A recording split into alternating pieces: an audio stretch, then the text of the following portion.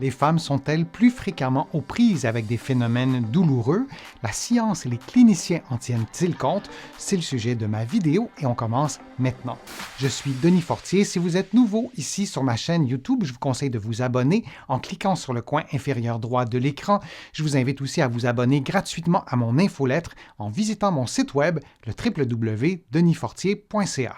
Maintenant, la douleur, la différence entre les hommes et les femmes en ce qui concerne la douleur.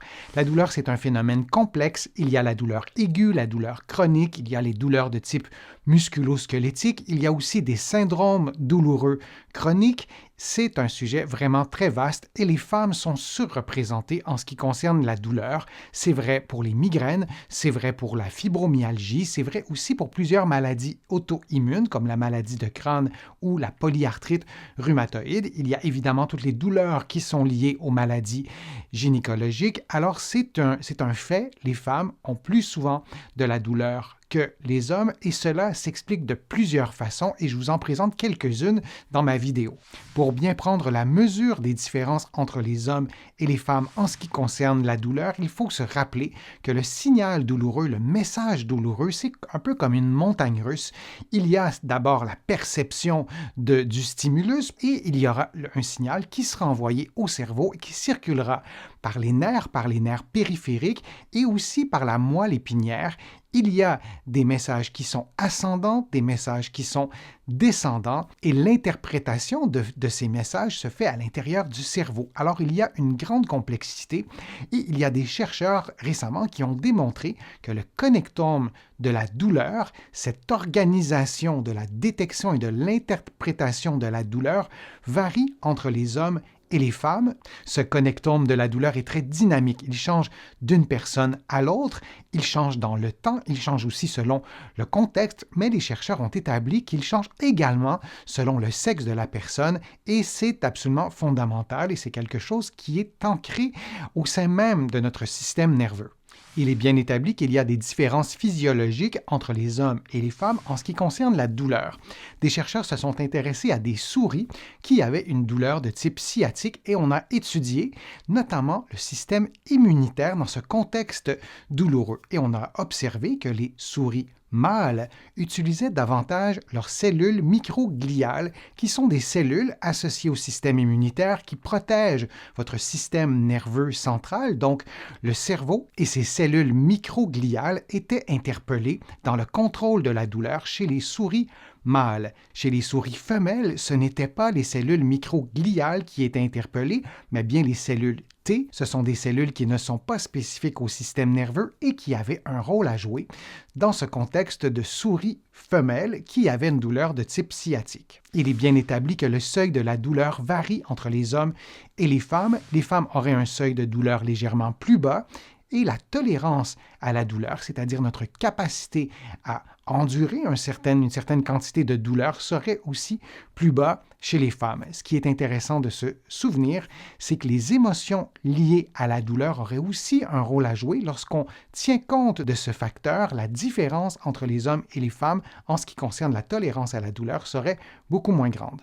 Les hormones sexuelles joueraient également un rôle dans la douleur. Par exemple, l'estrogène serait davantage associé à une augmentation de la douleur, bien que dans certains cas, dans certaines concentrations, par exemple, l'estrogène pourrait diminuer la douleur et la testostérone serait davantage associée à une diminution de la douleur. L'âge serait aussi un facteur déterminant dans cette différence homme-femme en ce qui concerne la douleur. Par exemple, à la puberté, les femmes auraient davantage tendance à percevoir davantage de douleur et cette différence s'atténuerait avec l'avancée en âge, notamment après la ménopause. On doit aussi considérer le profil génétique dans cette réflexion entre les différences entre les hommes et les femmes en ce qui concerne la douleur, et les femmes seraient génétiquement davantage prédisposées à la douleur. Il y a un autre élément qui explique les différences hommes et femmes en ce qui concerne la douleur, c'est notre propre perception de la douleur des hommes et des femmes. Il y a une équipe internationale de chercheurs qui s'est intéressée à cet aspect et ils ont demandé à des participants d'évaluer la douleur des hommes et des femmes selon l'expression faciale à douleur égale. et ils ont observé que la douleur des femmes était sous-estimée, contrairement à la douleur des hommes. Et toujours selon cette même étude, on avait tendance à proposer de la psychothérapie aux femmes et des médicaments aux hommes. Alors il y a aussi une différence dans notre propre perception de la douleur des hommes et des femmes et même dans les traitements qu'on leur propose. D'ailleurs, plus on démontre ces différences, notamment en ce qui concerne le système immunitaire et la douleur chez les hommes et chez les femmes, on doit s'interroger sur les traitements qu'on offre aux hommes et aux femmes dans un contexte de douleur et s'assurer que les traitements, notamment les traitements pharmacologiques, soient bien adaptés à ces différences physiologiques et à ces différences quant au fonctionnement du système nerveux.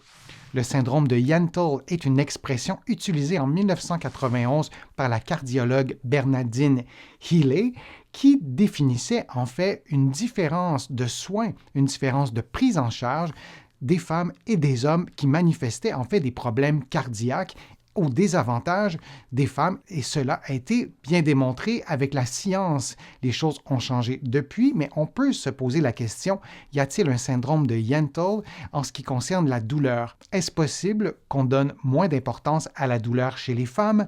Je vous ai posé la question sur les réseaux sociaux, vous avez été nombreux et nombreuses à me répondre et à se fier à vos commentaires.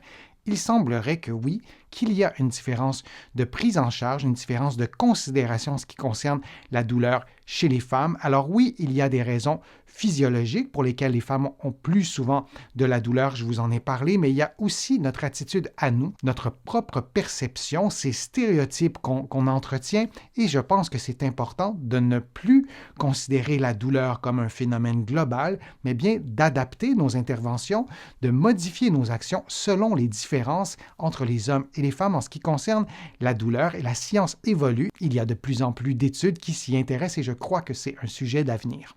J'espère que la vidéo vous a plu, que ça vous a aidé à mieux comprendre les différences entre les hommes et les femmes en ce qui concerne la douleur. Donc, si vous avez aimé la vidéo, je vous invite à cliquer j'aime, à la partager sur vos réseaux sociaux et à la commenter. Vous le savez, ça me donne plus de visibilité, ça m'aide à vous produire de nouveaux contenus. Vous allez trouver beaucoup d'informations sur mon site web, le www.denisfortier.ca, et vous allez aussi trouver beaucoup d'autres informations dans mes livres qui sont disponibles partout au Canada, en librairie et sur le web. J'ai le privilège d'être publié aussi de l'autre côté de l'Atlantique et je vous mets le lien dans la description de cette vidéo aussi pour que vous puissiez les trouver facilement. Je suis Denis Fortier, je vous remercie beaucoup, à bientôt.